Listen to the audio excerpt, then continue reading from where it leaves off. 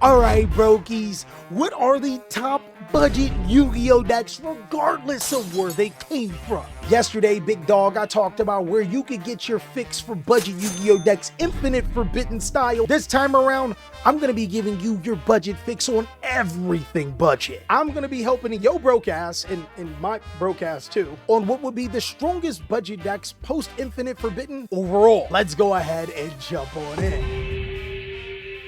The criteria for this tier list is simple, Big Dog. Buy some Raven Wing sleeves. I understand right now we're in a format where Yu-Gi-Oh can be incredibly expensive, so I'm gonna make some modifications to this budget tier list. The criteria of this budget tier list is going to still be based on how strong these Yu-Gi-Oh strategies are, as well as the respective support in the future, and if you put more money into it, does the strategy get stronger? But one thing I want to emphasize about this budget tier list is that more often than not, you guys are not trying to win a YCS. I mean, I'm not saying that you ain't gonna go out there and try. I'm saying your roam is morely towards either your friends or maybe your local area. So as far as comparing these to the best decks ever and how can they beat this, something that you may not even experience as much as a budget player, I'm gonna consider the strengths, the overall playability, and the power of the deck. Let's go ahead and start off with Plunder Patrol. Now, Plunder Patrol did get some new support in Deep Sea Fiend, which allows you to discard one card and declare an attribute.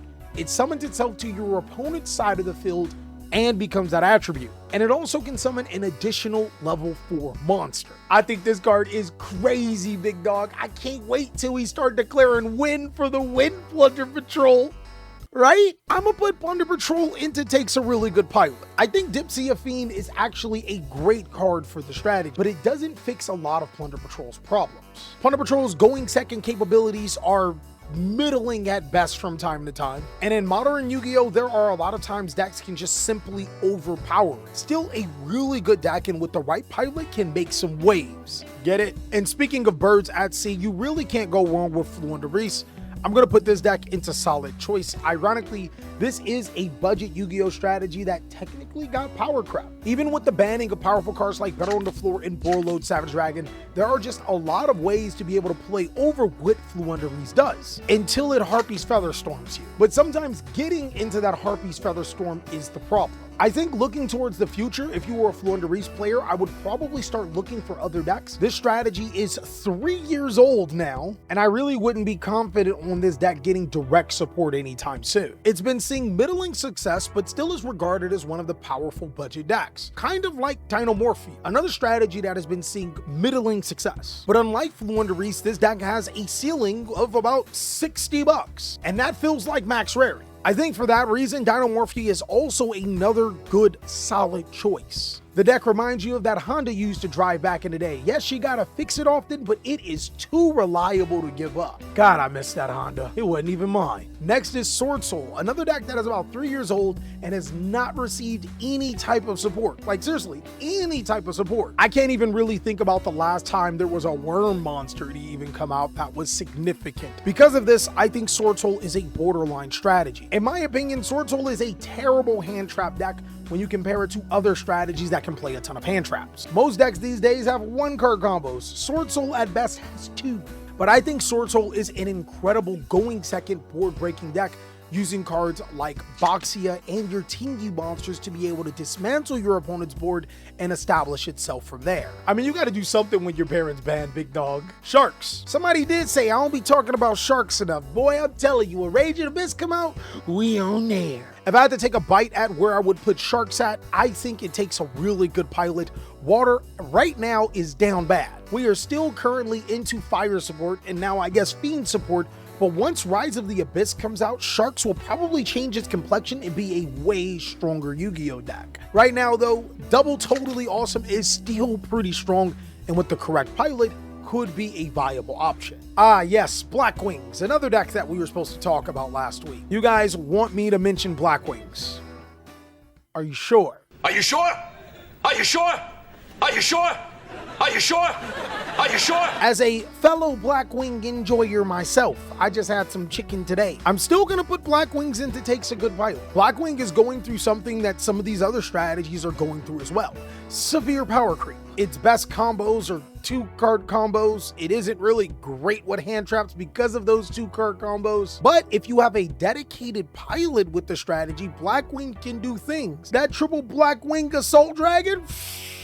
You going to jail for that type of assault. Exo Sister is probably one of the worst Dimension Shifter decks. And I say this is because players were playing Dimension Shifter and Exo Sister strictly because it didn't affect it. Dimension Shifter doesn't help Exo Sisters. I mean, in actuality, if you do Dimension Shifter yourself, you can't get your Exo Sister monsters effects, which means that you're pretty much playing vanillas. Yeah, we know that's not gonna fly in modern day Yu-Gi-Oh! I'm gonna say takes a really good pilot. If we just so happen to have gotten more Exo Sister support, and they just so happen to be named Exo Sister Marthas again, I think this deck can be incredibly strong, because now instead of being a shutout graveyard deck, it becomes a graveyard manipulation deck that can summon really powerful monsters from the extra deck, whether your opponent procs it or you proc it. I think that would be really cool for the deck. Marine Sus. That's right, I said Marine Sus. I'm watching you players. I think Marine Sus is one of the solid choice Yu-Gi-Oh decks. We'll definitely get more support when Rise of the Abyss comes out, right? Year of the Water, right? Marine Sus does have the 1-card combos, though not as strong as some of the other strategies that we've witnessed. It still is a really solid Yu-Gi-Oh deck that does have options to Kraken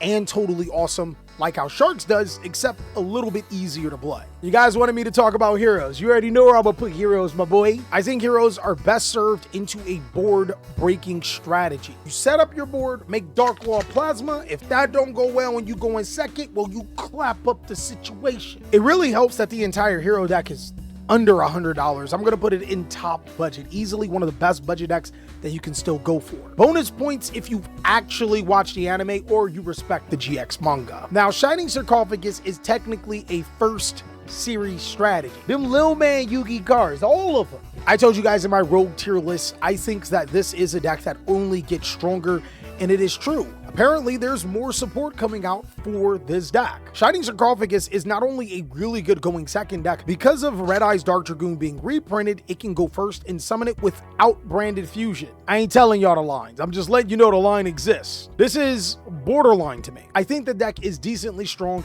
and seeing that Yugi still has some cards that haven't been Shining Sarcophagized, we can have a lot of hope for more support. It's a solid Yu-Gi-Oh deck.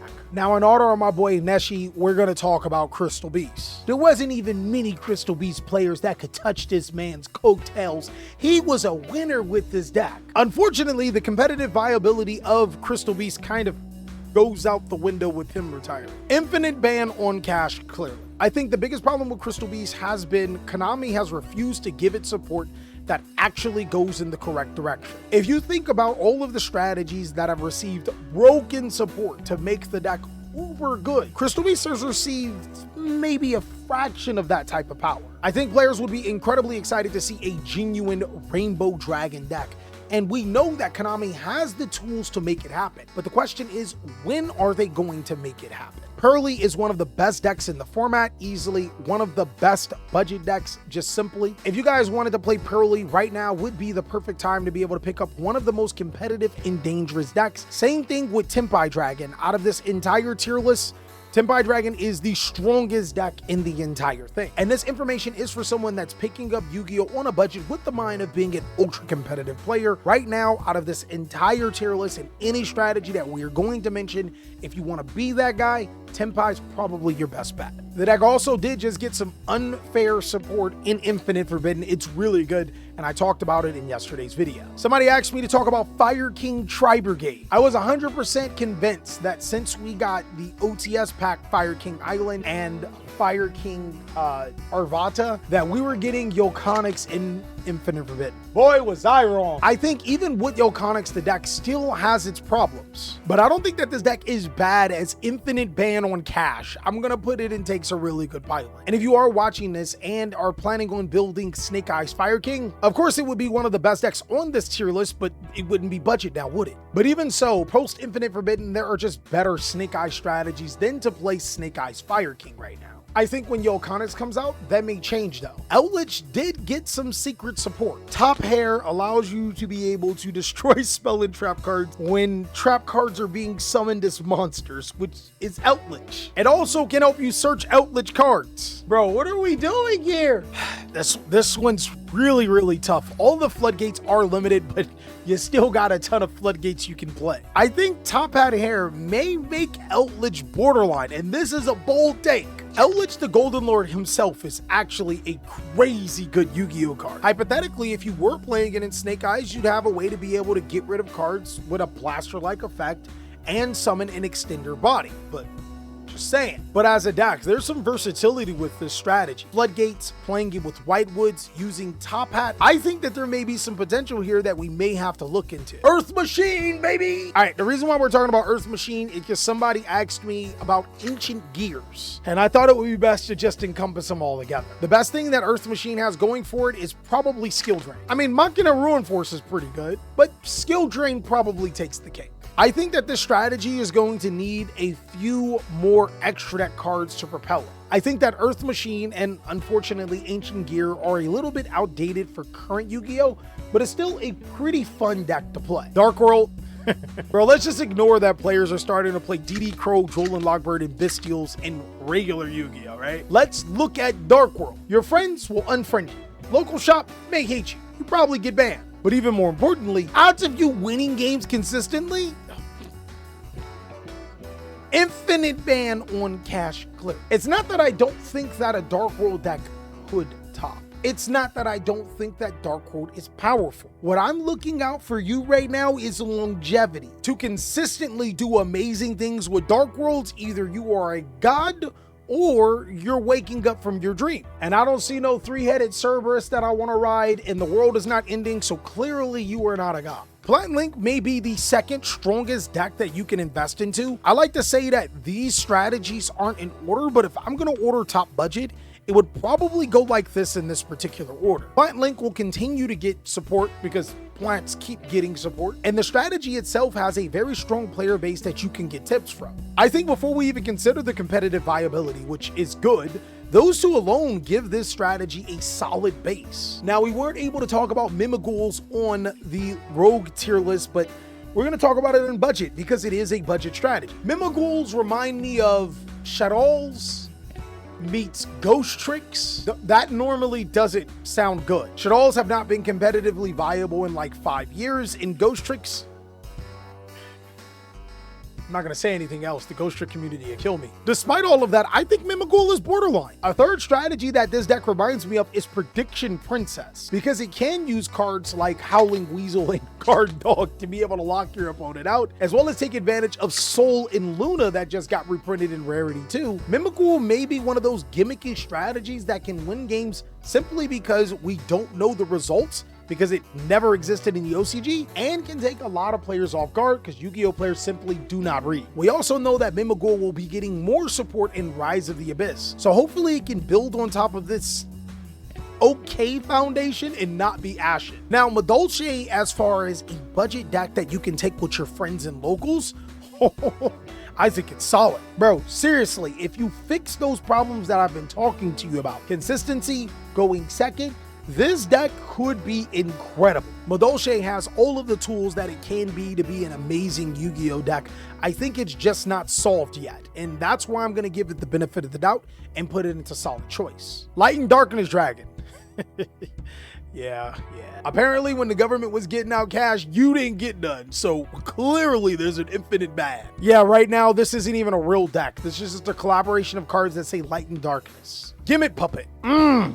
Okay, here's the thing about Gimmick Puppet. If you're going to an event, I actually think that Gimmick Puppet may have more success on a regional and YCS level than more success with your friends and locals. And the reason why I say that is because your friends and your locals will prepare for you if you're too successful. It's like a crabs in a bucket mentality, bro. They go pull you down and they gonna make sure you don't win a game. They will side all types of ruthless cards against you, big dog. It don't matter if they lose every game at the tournament except for against you. I've experienced it, big dog, and it's not fun. I think because of this, it puts Gimmick Puppet in a really weird spot. It's one of those decks that if you don't prepare for it, it wins, but once you prepare for it, it disappears. I'm gonna have to put it in borderline for the budget tier list, considering that I am considering more locals and friend groups when it comes to this tier list. I'm telling you right now, you play this deck for a week, your buddy gonna be looking on YouTube on how to beat this deck. It's gonna be crazy, man. You've experienced this before. We do know that Gimmick Puppet will be getting more support soon. Animation Chronicle 24 did have some cards in it, so maybe Solid Choice is a little bit closer for the strategy. But again, because of that friend group and that locals, depending on how small your locals is, I'm gonna put it in borderline. There's gonna be some people in the comment section, oh, you put Gimmick Puppet high last week, why you put it low? Did not pay attention. Exodia. Bro, come on, man. I love this deck. I love it because it's Exodia without being Exodia. They made it a playable Yu-Gi-Oh deck without it being draw all 5 pieces and win the game. But if we're going to be honest, yeah, I'm gonna put it in Takes a Good Pilot, dog. I'm confident Exodia is getting more support in the future, and hopefully that support does put it in the right direction, because this deck looks really, really fun and plays a ton of the old school Yu-Gi-Oh cards. I'm excited. Parts of me wants to put it in borderline, but I am 1000% confident you're gonna need to be a big brain player to be able to use this deck in all of its efficiency. More points if you assemble all 5 pieces accidentally. Let me know how many times have you assembled Exodia or have had Exodia assembled against you. Me, I had a friend that played an Exodia deck, so way too many times. Drytron. Now for Drytron, I may have been a little harsh on the last tier list. As a budget deck, this deck is under $100 and has some pretty cool combos. The big problem is still it's locked into Ritual Machines because of the new Drytron monster. A good thing is that the new Ritual Machine ain't that bad. I'm gonna move it up from the 3rd rung of the Rogue tier list and put it into borderline. I still think that if you take this to a locals event, you may struggle, especially with players playing Droll and Bestials and DD Crow. But overall, I love the direction that Konami went with Drytron, making it an actual archetype instead of an engine to be able to summon the next powerful ritual monster. But that's all that I got for the budget tier list, guys. Pretty much a guide on which are the better budget strategies that you should be using, and more geared towards your local or friend group events, but can also be applied to higher events like regionals and above. Of course, if you want to see more amazing content, be sure to check out these videos so I can catch you on the next one.